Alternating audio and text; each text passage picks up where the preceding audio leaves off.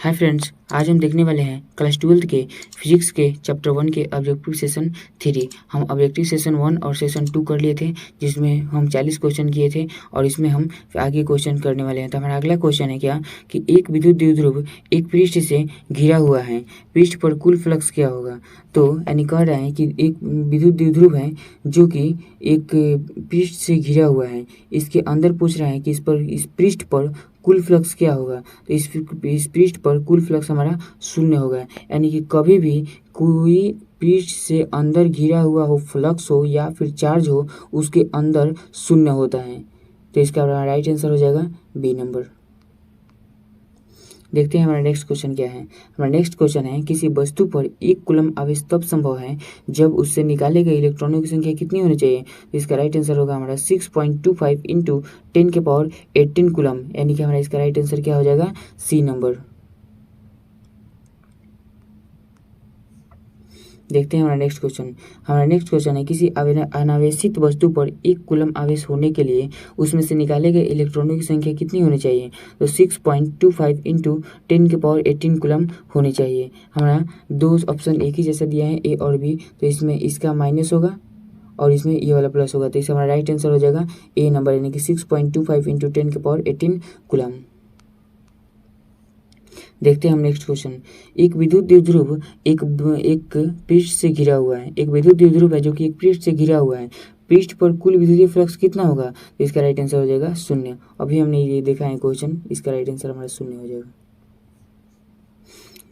देखते हैं हमारा नेक्स्ट क्वेश्चन। किसी आवेश से अनंत दूरी पर उस आवेश के कारण विद्युत क्षेत्र की तीव्रता कितनी होगी। तो इसका राइट आंसर हो जाएगा हमारा कितना, तो शून्य होगी। किसी आवेश से अनंत दूरी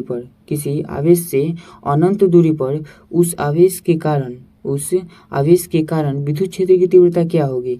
यानी कि एक आवेश है, कह रहे हैं कि इससे ये वाला Q1 आवेश है, इससे कह रहा है क्या कि अनंत दूरी पर, यानी कि इससे अनंत दूरी पर, इन्फिनिटिव दूरी पर विद्युत क्षेत्र की तीव्रता क्या होगी। तो इसका राइट आंसर हो जाएगा क्या शून्य, यानी कि हमारा राइट आंसर बी हो जाएगा।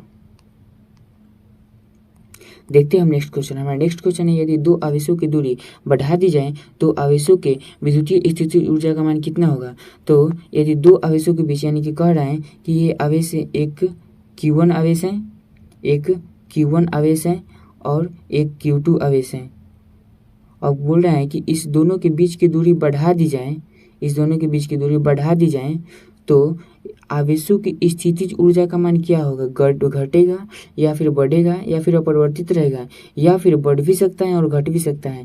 तो इसका राइट आंसर होगा कि बढ़ भी सकता है और घट भी सकता है। वो इसलिए होगा क्योंकि इस चार्ज पर दिया नहीं है कि कौन सा इस चार्ज है किस पर, यानी Q1 Q2 तो दिया, मगर इस पर चार्ज नहीं दिया है कि पॉजिटिव कौन है नेगेटिव कौन है, या फिर दोनों पॉजिटिव है या फिर दोनों नेगेटिव है। तो यानी कि अगर इस पर एक पॉजिटिव हुआ और एक नेगेटिव हुआ तो इसके बीच की स्थितिज ऊर्जा बढ़ेगी, और अगर एक पॉजिटिव हुआ और ये भी पॉजिटिव हुआ तो इसके बीच की स्थितिज ऊर्जा घटेगी, और अगर ये भी नेगेटिव हुआ और ये भी नेगेटिव हुआ तो इसके बीच की स्थितिज ऊर्जा घटेगी। तो इसका राइट आंसर हो जाएगा, इसका राइट आंसर हो जाएगा हमारा क्या डी नंबर, यानी कि बढ़ भी सकता है और घट भी सकता है। देखते हैं हम नेक्स्ट क्वेश्चन। हमारा नेक्स्ट क्वेश्चन है किसी आवेशित खोखली गोलीकार चालक के भीतर विद्युत तीव्रता क्या होगी। तो इसका राइट आंसर हो जाएगा हमारा शून्य, यानी कि किसी भी खोखले गोले के अंदर आवेश पूछे तो उसके अंदर शून्य होता है।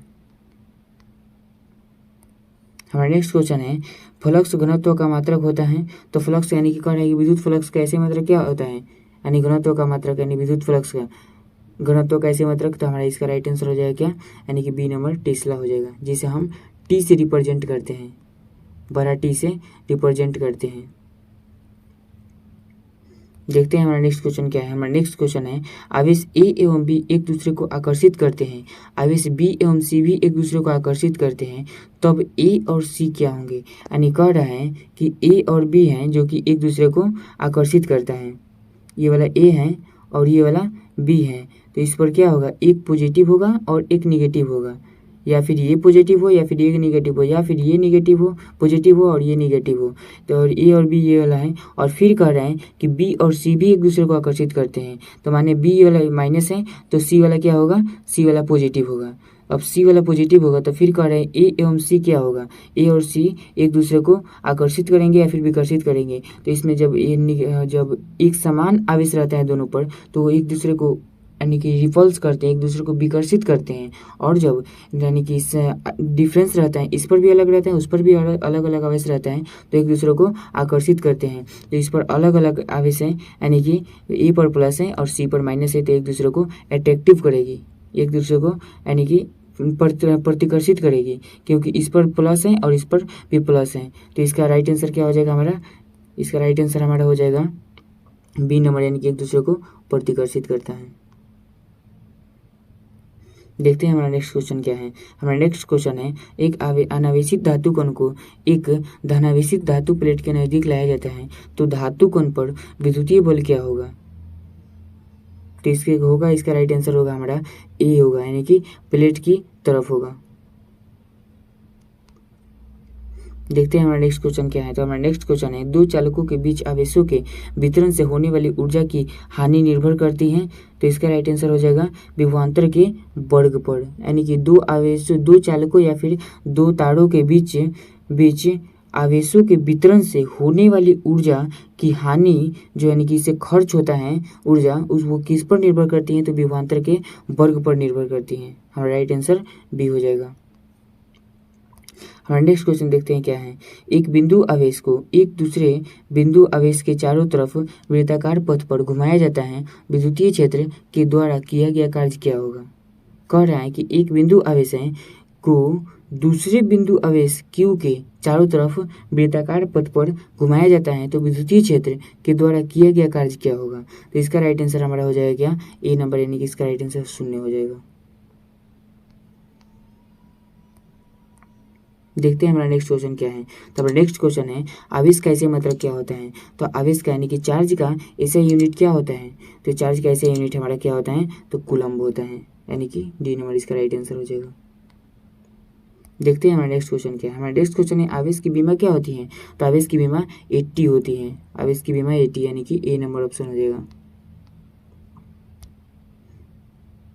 देखते हैं हमारा नेक्स्ट क्वेश्चन क्या है। हमारा नेक्स्ट क्वेश्चन है, इलेक्ट्रॉन पर आवेश बराबर कितना होता है। तो इलेक्ट्रॉन पर आवेश कितना होता है, तो इलेक्ट्रॉन पर आवेश होता है 1.6 इंटू 10 के पावर -19 कूलम होता है।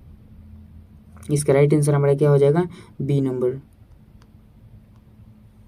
देखते हैं हमारा नेक्स्ट क्वेश्चन क्या है। तो हमारा नेक्स्ट क्वेश्चन क्या है कि निम्नलिखित में किसका अस्तित्व संभव नहीं है। तो इसका राइट आंसर हो जाएगा 2.4 गुने 10 के पावर -19 कूलम। वो क्यों होगा, क्योंकि 1.6 में किसी भी अंक से 1.6 में अगर हम 2 से गुना करते हैं या फिर 1 से गुना करते हैं तो हमारा 2.4 नहीं होगा, मगर ये वाला आ जाएगा। यानी कि किसी 1.6 में ये वाला मिनिमम हमारा आवेश है, ये वाला राइट आंसर होगा। और इसमें किस अंक से गुना करेंगे कि ये वाला हमारा 2.4 गुना 10 के पावर -19 कूलम वाला आ जाएगा। अगर आ गया तब तो ये वाला आवेश संभव है, अगर नहीं आया तो ये वाला संभव नहीं है, मगर ये वाला गुना करने पर नहीं आता है। इसलिए हमारा इसका राइट आंसर क्या हो जाएगा, सी नंबर, यानी कि 2.4 इंटू 10 के पावर -19 कूलम हो जाएगा। देखते हैं हमारा नेक्स्ट क्वेश्चन क्या है। तो हमारा नेक्स्ट क्वेश्चन है, स्थिर विद्युत आवेशों के बीच लगता बल किस नियम से दिया जाता है। यानी कि दो आवेश हैं, एक Q1 है और एक Q2 है, जो कि जिसके बीच कह रहा है कि लगने वाला बल, यानी कि इस दोनों के बीच लगने वाला बल किस नियम से दिया जाता है। तो इसका राइट आंसर हो जाएगा हमारा बी नंबर, यानी कि कूलम के नियम से दिया जाता है, लॉज ऑफ कूलम्स। देखते हैं हमारा नेक्स्ट क्वेश्चन क्या है। हमारा नेक्स्ट क्वेश्चन है, दो आवेशों के बीच की दूरी दुगनी करने के बीच का बल क्या होगा। यानी दो आवेश हैं, एक Q1 है और एक Q2 है, और कह रहा है कि दोनों के बीच की दूरी दुगनी करने के बीच का बल क्या होगा। अगर इनके बीच की दूरी दुगनी कर दी जाए तब इसका बल क्या होगा। तो इसका राइट आंसर हो जाएगा हमारा डी नंबर, यानी कि चौथाई हो जाता है। देखते हैं हमारा नेक्स्ट क्वेश्चन क्या है। तो हमारा नेक्स्ट क्वेश्चन है कि एक कूलम अगर वह आवेश है जो शून्य में 1 मीटर की दूरी पर स्थित समान आवेश पर बल लगाता है। तो इसका राइट आंसर हमारा कितना हो जाएगा, 9 इंटू 10 के पावर 9 न्यूटन, यानी कि हमारा राइट आंसर क्या हो जाएगा, सी नंबर। देखते हैं हमारा नेक्स्ट क्वेश्चन क्या है। तो हमारा नेक्स्ट क्वेश्चन है मुक्त आकाश की प्रभाविता कितनी होती है। और मुक्त आकाश की प्रभाविता को हम किससे सूचित करते हैं, तो नॉट इप्सिलॉन से सूचित करते हैं हम। देखते हैं हमारा नेक्स्ट क्वेश्चन क्या है। इसका राइट आंसर हमारा हो जाएगा पहले क्या, इसका राइट आंसर हो जाएगा सी नंबर, यानी कि 8.85 गुने 10 के पावर माइनस 12 फैराडे मीटर के पावर माइनस 1। इसका ऐसा यूनिट भी होता है, ये वाला किसका ऐसा यूनिट होता है, फैराडे मीटर। मुक्त आकाश की प्रभाविता का ऐसा यूनिट पूछता है तो इसका राइट आंसर हो जाता है, इसका आंसर होता है फैराडे मीटर के पावर माइनस 1। देखते हैं हमारा नेक्स्ट क्वेश्चन क्या है। तो हमारा नेक्स्ट क्वेश्चन है राशि 1/4πε0 का मान कितना होता है। तो 1/4πε0 का मान कितना होता है, तो इसका हो जाएगा 9 × 10 के पावर 9 nm के पावर माइनस 2 और सी के पावर nm के पावर 2 सी के पावर माइनस 2, यानी कि नैनोमीटर के पावर 2 और सी के पावर माइनस 2 कूलम के पावर माइनस 2। इसका राइट आंसर हो जाएगा हमारा ए नंबर। ये वाला नीचे में लिखा है 9 मगर ये वाला ऊपर में होता है, यानी कि 9 गुने 10 के पावर 9 nm के पावर 2 और सी के पावर माइनस 2 सी के पावर माइनस 2 होता है, यानी कि हमारा राइट आंसर ए हो जाएगा इसका। देखते हैं हमारा नेक्स्ट क्वेश्चन क्या है। तो हमारा नेक्स्ट क्वेश्चन है किसी माध्यम की अपेक्षिक प्रभाविता इप्सिलॉन r बराबर कितना होता है। तो इसका राइट आंसर हो जाएगा हमारा ε/ε0। ये वाला क्वेश्चन वेरी वेरी इंपॉर्टेंट है, यानी कि ये क्वेश्चन आता ही आता है, हमारा ये नंबर क्वेश्चन है, इसका ये नंबर आंसर होगा। देखते हैं हमारा नेक्स्ट क्वेश्चन क्या है। विद्युतशीलता का ऐसे मात्रक क्या होगा, विद्युतशीलता का मात्रक क्या होता है। तो इसका राइट आंसर होता है क्या, फैराडे मीटर के पावर माइनस 1। यही वाला होता है किसका, यानी कि मुक्त आकाश की प्रभाविता का ऐसे मात्रक क्या होता है, तो यही वाला होता है फैराडे मीटर के पावर माइनस 1। और विद्युतशीलता का ऐसे मात्रक भी क्या होता है कि फैराडे मीटर के पावर माइनस 1 ही होता है। देखते हैं हमारा नेक्स्ट क्वेश्चन क्या है।